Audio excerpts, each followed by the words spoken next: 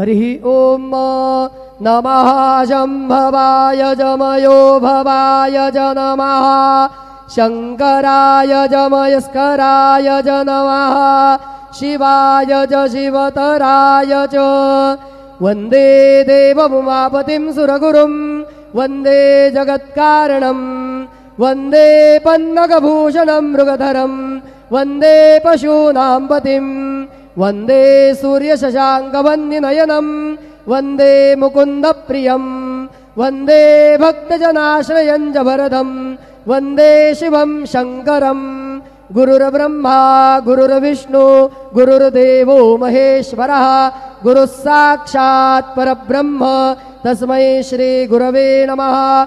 सद्गुरु साईनाथ देवताभ्यो नमः। सायं पूजा परिपूर्णार्थे विलेपनार्थे चन्दनं समर्पयामि। श्रीखण्डं चन्दनं दिव्यं गन्धाढ्यं सुमनोहरं विलेपनं सुरश्रेष्ठ चन्दनं प्रतिगृह्यताम्। विलेपनार्थे चन्दनं समर्पयामि।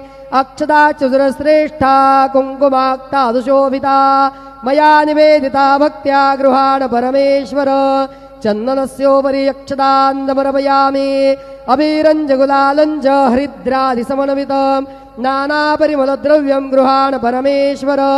नानापरिमलसौभाग्यद्रव्याणि समर्पयामि। माल्यादीनि सुगन्धीनि मालत्यादीनि वै प्रभो मया रोतानि पूजार्थं पुष्पाणि प्रतिगृह्यताम्। नानाविधपत्रपुष्पं समर्पयामि। सायङ्काले उपहारनैवेद्यं निवेदयामि।